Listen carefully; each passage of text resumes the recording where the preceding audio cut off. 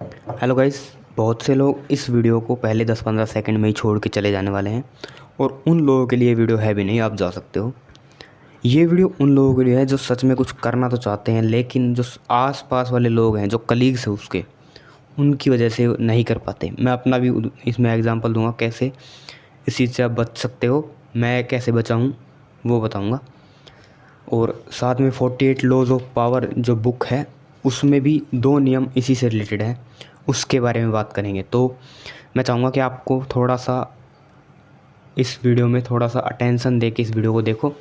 हालांकि इस वीडियो में मैं एडिट बिल्कुल नहीं करने वाला हूँ, मैं अब एडिटिंग नहीं करता हूँ। किसी को देखना है तो देखो, रॉ वीडियो है बिल्कुल, ठीक है। चलो बात करते हैं। देखो, silent like ship, dangerous like a wolf, क्या मतलब है? देखो, जब आपको पता है कि कुछ ना कुछ तो आप अलग करने वाले हो। फॉर एग्ज़ाम्पल, मैं सबसे पहले एग्ज़ाम्पल देता हूँ, तब आप ज़्यादा अच्छे से समझ पाओगे। तो मैं जहाँ पे काम करता हूँ, जहाँ पे जॉब करता हूँ, वहाँ पे ना मतलब सारी चीज़ें ऐसे ही चलती हैं। सुना होगा आपने लाला कंपनी करके, तो ऐसी जगह है और सब कुछ ऐसे ही चलता है। लेकिन मैंने क्या है कि जो एक दो चीज़ें मुझे लगी कि जिस पे कॉल आउट करना चाहिए, जिसको बताना चाहिए, तो मैनेजर के पास मैं जब गया उन चीज़ों को बताने कि सर ये ऐसे गलत है, ये गलत है, ये चीज़ें ऐसे होनी चाहिए होनी चाहिए, तो उनका साफ सा कहना था कि जैसे चल रहा है वैसे चलने दे और ज़्यादा मतलब बहस मत कर। कहने का मतलब ये है, ठीक है। तो इससे क्या पता लगा, मुझे तो ऐसा लग रहा था कि शायद इससे कंपनी का कुछ बेनिफिट होगा, या फिर मैनेजर इतना तो कहेगा कि चलो तुमने कॉल आउट किया, ये भी अच्छी बात है। लेकिन यहाँ पे उल्टा हुआ, समझ रहे हो आप? तो ये एग्जांपल सिर्फ मैं ऐसे ही दे रहा हूँ, पूरा हम बात करेंगे। तो सबसे पहले हम इस 48 लॉज ऑफ पावर के 2 नियम को देखते हैं। पहला जो नियम है वो है नेवर आउटशाइन योर बॉस, जैसा कि अभी उदाहरण में देखा। दूसरा, फोर्थ नियम है हमेशा ज़रूरत से कम बोलें।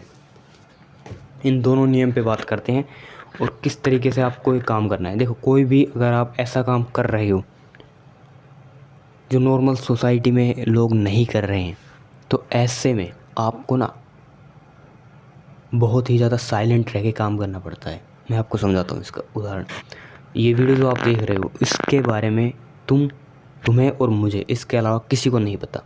तुम जो ये वीडियो देख रहे हो और मैं जो ये वीडियो बना रहा हूँ, इसके अलावा इस चैनल के बारे में, इस वीडियो के बारे में किसी को नहीं पता, ठीक है।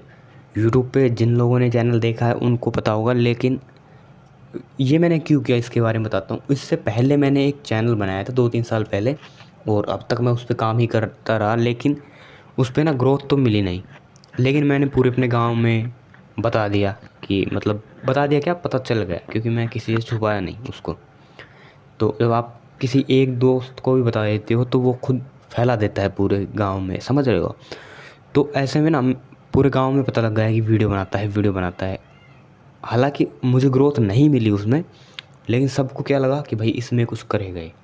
नहीं हुआ तो अब सब पूछते भी हैं, चिढ़ाते भी हैं, समझ रहे हो ना? और जब कोई काम जैसे आप करने वाले हो, फॉर एग्ज़ाम्पल आप स्टडी करने वाले हो 10 घंटे के लिए, एक दिन में 10 घंटे आप स्टडी करने वाले हो, मान के चल रहे हैं, एक सिनारियो लेके चल रहे हैं। लेकिन वो चीज़ आप अपने अपने दोस्त को बता दी, तो जब आप स्टडी करते हो उस टाइम पे जो आपका डोपामाइन रिलीज़ होता उस स्टडी को करते हुए, वो जब आपने दोस्त को बताया उस टाइम पे ही आपका रिलीज़ हो गया। इससे पता क्या लगता है कि जब आप अपने काम को होने से पहले बता देते हो तो उस काम के होने की जो प्रोबेबिलिटी, जो संभावना है, वो बहुत कम हो जाती है, ठीक है।